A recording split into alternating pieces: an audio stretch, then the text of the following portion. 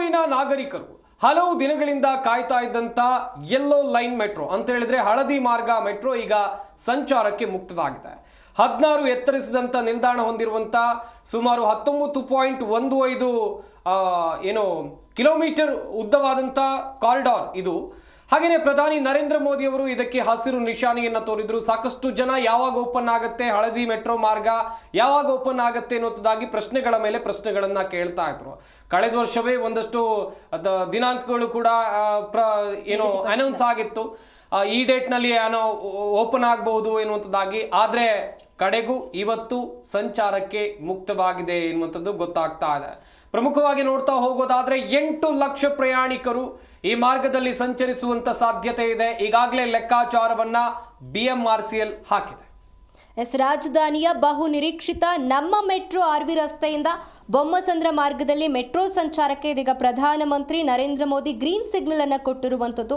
ಹಳದಿ ಮಾರ್ಗಕ್ಕೆ ಚಾಲನೆ ನೀಡಿದ ಬಳಿಕ ಮೋದಿ ಅವರು ಇದೇ ಮೆಟ್ರೋದಲ್ಲಿ ಎಲೆಕ್ಟ್ರಾನಿಕ್ ಸಿಟಿ ಮೆಟ್ರೋ ಸ್ಟೇಷನ್ವರೆಗೆ ಸಂಚಾರ ಕೂಡ ಮಾಡಿದ್ರು.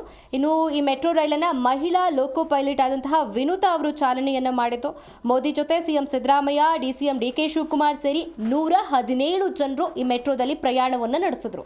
ಇನ್ನು ಜೂನ್ 14, 2016ರಂದು ಪ್ರಧಾನಿ ನರೇಂದ್ರ ಮೋದಿ ನಮ್ಮ ಮೆಟ್ರೋ ಹಳದಿ ಮಾರ್ಗಕ್ಕೆ ಶಂಕುಸ್ಥಾಪನೆಯನ್ನ ಮಾಡಿದ್ರು. ಇವತ್ತು ಪ್ರಧಾನಿ ಮೋದಿ ಅವರೇ ಇದಕ್ಕೆ ಉದ್ಘಾಟನೆಯನ್ನ ಮಾಡಿರುವಂಥದ್ದು. ನೋಡಿ, ಜುಲೈ 22ರಿಂದ 25ರವರೆಗೆ ಪರೀಕ್ಷಾರ್ಥ ಪ್ರಯೋಗವನ್ನ ಕೂಡ ನಡೆಸಲಾಗಿತ್ತು. ಇನ್ನು 15 ರೈಲುಗಳ ಪೈಕಿ ಸದ್ಯ 3 ರೈಲುಗಳು ಇದೀಗ ಲಭ್ಯವಾಗಿರುವಂಥದ್ದು. ಸದ್ಯ 20ರಿಂದ 25 ನಿಮಿಷಗಳ ಅಂತರದಲ್ಲಿ ರೈಲು ಸಂಚಾರ ಮಾಡುವಂತಹ ಸಾಧ್ಯತೆ ಇದೆ. ನಿತ್ಯ ಸುಮಾರು 25ರಿಂದ ಹಿಡಿದು 30,000 ಪ್ರಯಾಣಿಕರು ಕೂಡ ಈ ಮಾರ್ಗದಲ್ಲಿ ಸಂಚರಿಸುವಂತಹ ನಿರೀಕ್ಷೆ ಇದೆ. ಇನ್ನು ರೈಲುಗಳ ಸಂಖ್ಯೆ ಹೆಚ್ಚಾದರೆ ಪ್ರತಿದಿನ 8 ಲಕ್ಷ ಮಂದಿ ಪ್ರಯಾಣಿಸುವಂತ ಸಾಧ್ಯತೆ ಇದೆ. ಒಟ್ಟು 16 ನಿಲ್ದಾಣಗಳಿವೆ. ಬೊಮ್ಮಸಂದ್ರ, ಹೆಬ್ಬಗೋಡಿ, ಹುಸ್ಕೂರು ರಸ್ತೆ, ಇನ್ಫೋಸಿಸ್ ಫೌಂಡೇಶನ್ ಅಥವಾ Konappana Agrahara, Electronic City, Beratena Agrahara, Singasandra, Kudlu Gate, Hongasandra, Bommanahalli, Central Silk Board, BTM Layout, Jayadeva ಆಸ್ಪತ್ರೆ, ರಾಗಿಗುಡ್ಡ ಆರ್ವಿ ರಸ್ತೆ ನಿಲ್ದಾಣಗಳನ್ನು ಈ ಮೆಟ್ರೋ ಹೊಂದಿದೆ. ಕನಿಷ್ಠ 10 ರೂಪಾಯಿಗಿಂತ ಗರಿಷ್ಠ 60 ರೂಪಾಯಿ ಟಿಕೆಟ್ ಇರಲಿದ್ದು 20 ನಿಮಿಷಕ್ಕೊಂದು ಮೆಟ್ರೋ ಸಂಚಾರ ಮಾಡುತ್ತೆ ಈ ಮಾರ್ಗದಲ್ಲಿ. ಈಗಾಗಲೇ ಹೇಳಿರುವಂಥ ಪ್ರಕಾರ 25 ಅಥವಾ 20 ನಿಮಿಷಕ್ಕೊಂದು ಮೆಟ್ರೋ ಇರುತ್ತೆ ಅಂತ. ಈ ನೂತನ ಹಳದಿ ಮಾರ್ಗದ ಮೆಟ್ರೋ ಕಾಮಗಾರಿಗೆ ಒಟ್ಟು 7,616 ಕೋಟಿ ರೂಪಾಯಿಗಳನ್ನು ಖರ್ಚು ಮಾಡಲಾಗಿದೆ. ಹಾಗೆಯೇ 19 ಕಿಲೋಮೀಟರ್ ಉದ್ದ ಇರುವಂಥ ಮಾರ್ಗ ಇದು. ಆರ್ವಿ ರಸ್ತೆ ಮತ್ತು ಬೊಮ್ಮಸಂದ್ರ ನಡುವೆ 3 ಮೆಟ್ರೋ ರೈಲುಗಳು, ಈಗ ಸದ್ಯಕ್ಕೆ 3 ಮೆಟ್ರೋ ರೈಲುಗಳು ಸಂಚಾರವನ್ನು ಮಾಡುತ್ತೆ. ಅದರಂತೆ ತಿಂಗಳ ಕೊನೆಯಲ್ಲಿ 4ನೇ ಮೆಟ್ರೋ ಈ ಮಾರ್ಗಕ್ಕೆ ಸೇರಲಿದೆ ಅಂತ ಹೇಳಲಾಗ್ತಾ ಇದೆ. ಹಾಗೆಯೇ ಗಮನಿಸಬೇಕಾದಂಥ ವಿಚಾರ ಅಂತ ಹೇಳಿದ್ರೆ ಇನ್ನಷ್ಟು ಪ್ರಯಾಣಿಕರ ಸಂಚಾರಕ್ಕೆ ಅನುಕೂಲ ಆಗುತ್ತೆ. ಬಹು ವರ್ಷಗಳ ಕನಸನ್ನ ಪ್ರಧಾನಿ ನರೇಂದ್ರ ಮೋದಿ ಅವರು ಇವತ್ತು ಉದ್ಘಾಟಿಸುವ ಮೂಲಕ ಈಡೇರಿಸಿದ್ದಾರೆ.